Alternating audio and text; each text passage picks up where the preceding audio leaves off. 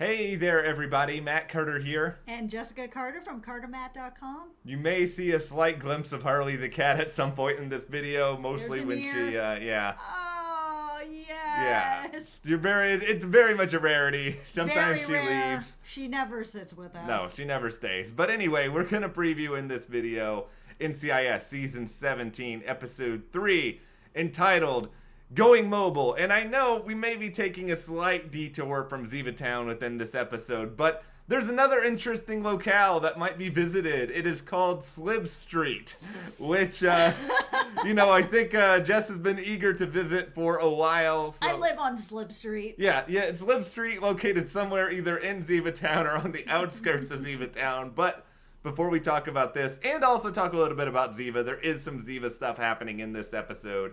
If you enjoy this video, be sure to give us a like, subscribe, and hit the notification bell so you don't miss any other updates. And by the way, check out our reaction to tonight's episode as well. We already have that up on the channel. Yep. All right, let's start with Slibs, with Gibbs and Sloane. Yep. This relationship.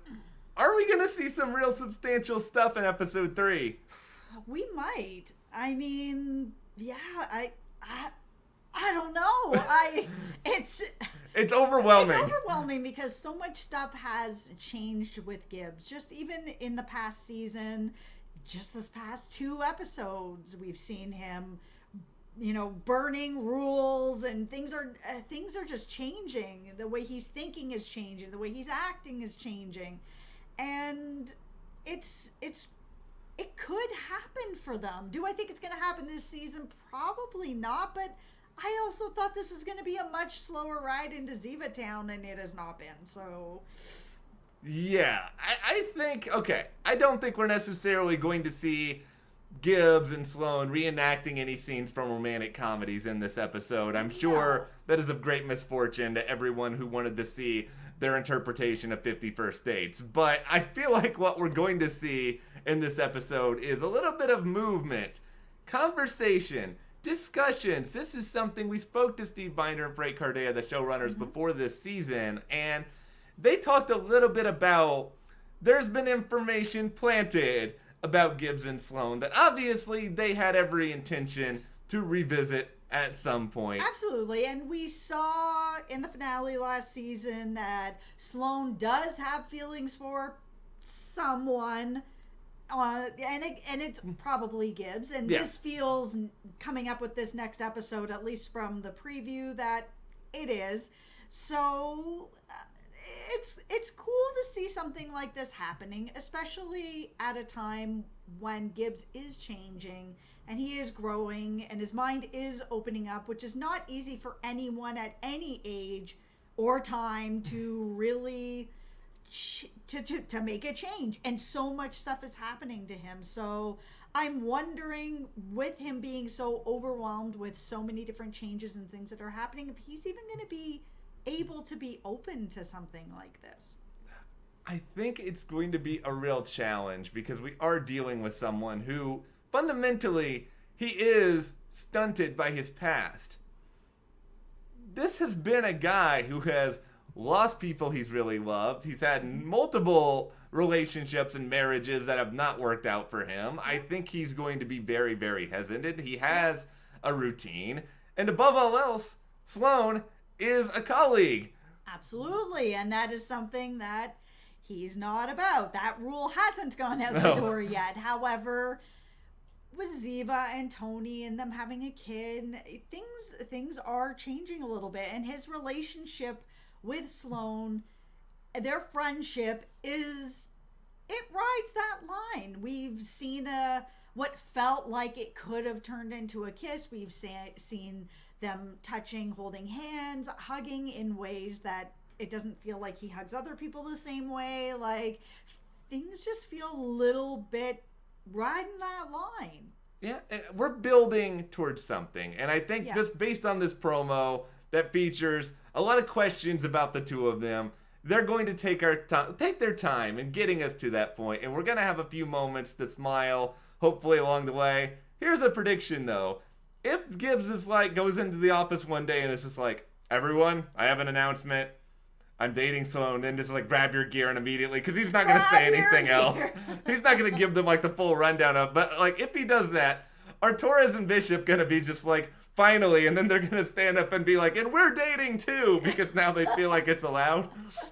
Yeah, it'll be interesting, because if he opens that door, then the door is open to everyone. So I do feel like if he's going to ever end up going in that direction, I don't think he's going to come in and make that announcement. I feel like he's gonna try to keep it under wraps, which is not gonna really go that well. No. And then once McGee finds out, he's gonna be pissed off about this as well. The moment McGee's gonna find out within like 5 seconds, because McGee loves nothing more than to meddle in the personal lives of his coworkers. It's true. So McGee is gonna do like maybe this is how Ziva comes back down the road. It's like he hires Ziva to be a spy on Gibbs and Sloane. Yeah. This is probably not gonna happen, but let us have our fun. Anyway, speaking of Ziva, we do have Ziva-related content to discuss here. Even though Cote de Pablo is not physically appearing in episode 3, sad faces all around, first time this season, no actual on-screen Ziva. But let's get to talking briefly about the synopsis for Going Mobile. After the body of a Marine lieutenant is found hidden under an 18-wheeler, yeah, this is my synopsis voice, the NCIS team tracks the vehicle's previous location to pinpoint the crime scene and suspect. Also, Sloane encourages the team to sit down and talk about Ziva's recent reappearance. The funny thing in reading something like that is, like, nowhere in there does it say anything about Gibbs and Sloane, like, making any sort of movement. Yeah, but that felt like the entire preview was really about that. Yeah, and so I was just like coming into this thinking, okay, our preview video, we're going to talk a lot about Ziva, we're going to talk about Sloane and counseling, and then all of a sudden they just like run me over with like slibs in the promo, and like everything is changing now. But Ziva still has a role to play in this episode. Yeah, and I'm glad that they're not just glossing it over. This sounds like where Sloane would go with something like this. She didn't feel like she was really on board the Ziva train throughout this. It felt like she felt like the office was just out of control and nobody was really taking any responsibility for anything. Everything was just completely chaotic.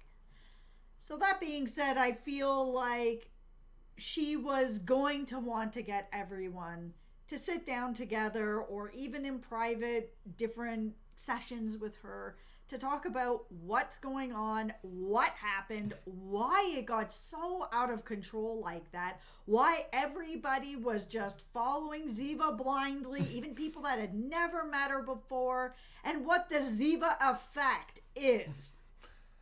I think Sloane was really, I don't want to say she was the adult in the room, because they were all adults. It's just everyone else was so like caught up in the Ziva pandemonium, and here's Sloane who can be a little bit more objective. But, you know, she does, I think, realize that these people had this emotional connection to her, and she's been gone. They presume that she was dead. Mm-hmm. I think that's going to have an impact on people. I mean, if you're McGee. Absolutely, but at the same time, then you've got Torres, who's never met her before, who's like, let's all do whatever Ziva wants. Fight. Yeah, let's fight. And then Bishop, who's also never met her, but does have a connection with her. But just the same, it was a very interesting dynamic between everybody, and it made everyone really panicked and not acting the way that they normally do. So, does this talk need to happen? I feel like it kind of does, to bring the team back into being cohesive unit. They're lying to Vance. Things are just,